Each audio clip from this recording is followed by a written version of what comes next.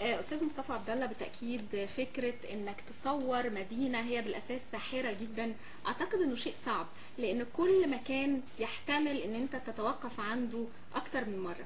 ولما العين بتشوف غير لما عدسه الكاميرا بتعمل زوم على تفصيله معينه. طبعا. ازاي قدرت تنتقي المشاهد، وازاي قدرت تركز على اهم الاماكن اللي انت عايز تبينها بشكل كمان ساحر، لان ده المفترض ان هو فيلم جذب سياحي؟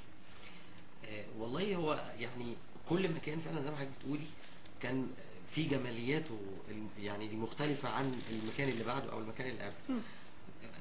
قبل اي حاجه طبعا الاستاذ احمد هو اللي كان بيختار احنا هنصور ايه. بس انا اللي بوظف الكاميرا انها تطلع بقى اللي هو اختاره بافضل شكل ممكن تقوم بيه الكاميرا يعني.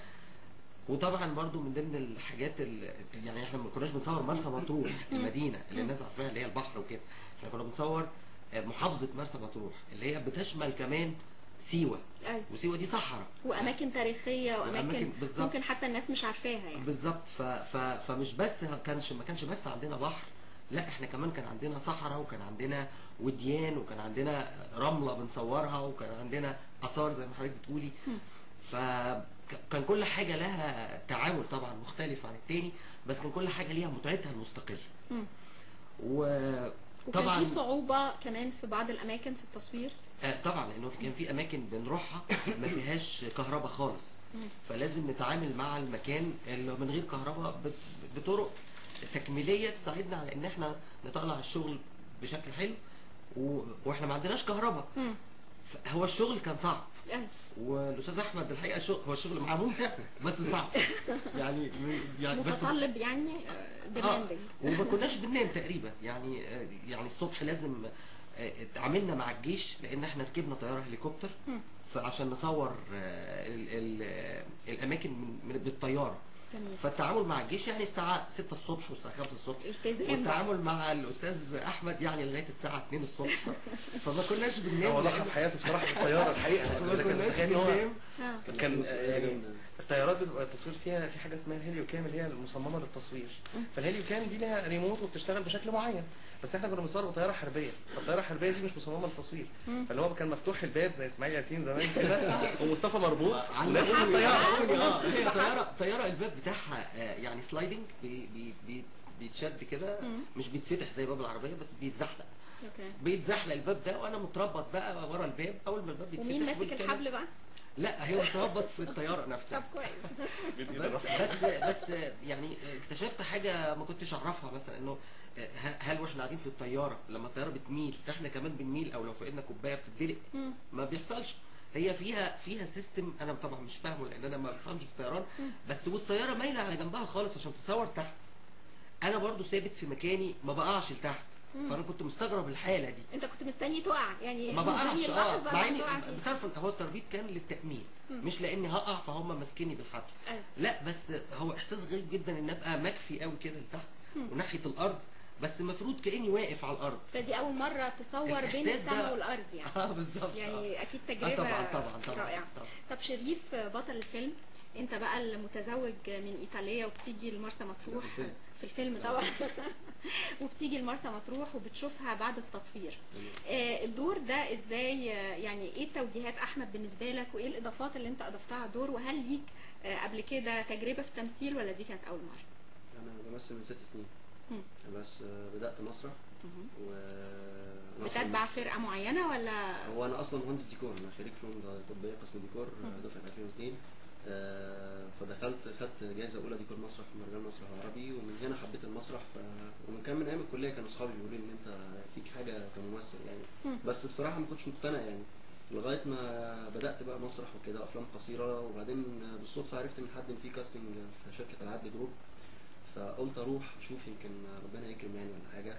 فدخلت زي اي حد عادي جدا، ولقيت الاستاذ مصطفى بابتسامته الحلوه ديت والاستاذ احمد والكاست كله الاستاذ شريف زلط وكان داليا نبيل والاستاذ عمرو عبد العليم. واداني الدور، فالدور ان هو فيه مغازله للبنت يعني اللي هي مراتي المفروض يعني.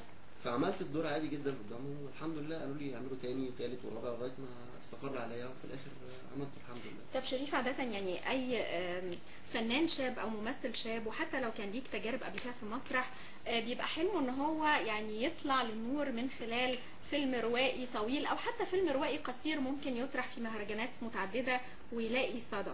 لكن فكرة إن أنت تخرج من خلال فيلم سياحي وفيلم تسجيلي كمان، ده ما لقيتش ان هو شويه يعني بيقلل من احلامك، ولا حسيت ان هو فرصه كويسه تبين فيها نفسك؟ والله انا بدات اصلا سينما قصيره بالافلام القصيره اللي انا بعملها. يعني هي كانت فكره مع جماعه اصحابي ان اعمل كذا فيلم، ودخل مهرجانات برضو، مهرجان جود نيوز افلام موبايل، ودخلت مهرجان تاني منتخب العربيه السينما العربيه دكتور من الصبان.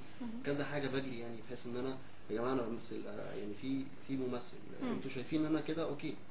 فجت فرصه الاستاذ احمد، طبعا كانت فرصه كويسه جدا اشتغل مع عاد جروب ودكتور مدحت العدل، حد جميل جدا يعني.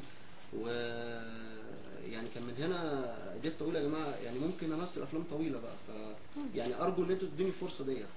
فانا ما زلت بقول يا جماعه ادوني الفرصه ديت يعني.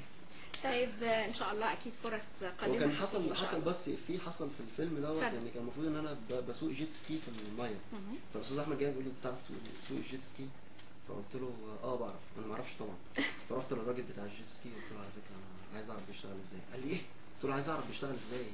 فقال لي بيعمل كذا كذا كذا. طبعا هو واقف على الكاميرا والاستاذ مصطفى يلا شد يا شريف، وهي ما بتعرفش تعوم ورايا يعني اساسا عماله تقول لي انا مش عايز اموت وهو عمال يقول لي شد ما بتعرفش تسوق لا انا بعرف اسوق الحمد لله يعني بسوق في الفيلم.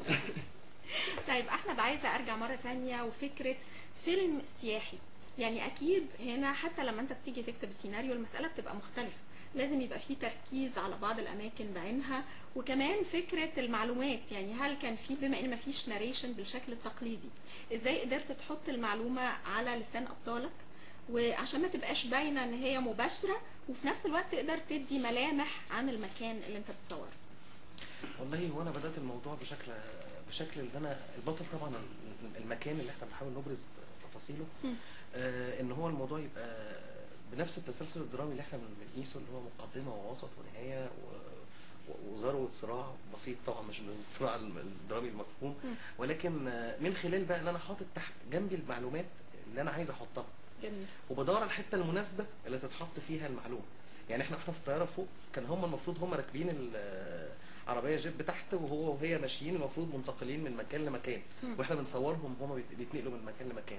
فهم المفروض رايحين يشوفوا ليله بدويه، فهم بيشوفوا الليله البدويه دي. انا بحكي من فوق بقى عن المحميه الطبيعيه دي اللي هي محميه الجلف الكبير اللي هي بتوصل. بتحكي على لسان البطل ولا في ناريشن برضو؟ بصي، هو كان في حاجه كده مزيج لطيف حصل في الفيلم ده، ثلاث دويتوهات. كان في دويتو البطل والبطل اللي هم اللي بيمثلوا، وكان في دويتو ناريشن اللي هو زي ما تقولي عقل البطل وعقل البطله اللي هم يعني بيتكلموا، بس كان في ناريتورز تانيين، استاذ طارق ابو السعود وهبه الجرحي، هم دول اللي كانوا قايمين بالدور ده، بس كانوا بيحكوا يعني كان هم بيحكوا الموضوع، بيكملوا الحوار اللي بيدور ما بين في اذانهم. وده سببه ان هم طبعا صعب ان كل المعلومات اللي انا عايز احطها، طبعا يعني نظرا لجهه انتاج محافظه، فكانت هاممها ان بعض معلومات مهمه لازم تتقال. فدي خارجه عن سياق الحوار الطبيعي اللي هيجرى ما بينهم، فمش هقدر اقول معلومه المحميه والتفاصيل الدقيقه بتاعتها.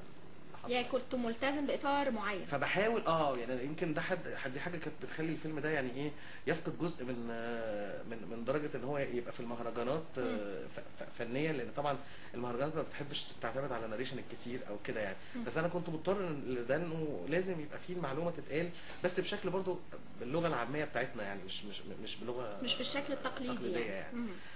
وكان في دويتو ثالث بقى حاصل، انه كان في الفنان هشام نور والفنانه نهال نبيل، غنوه معموله.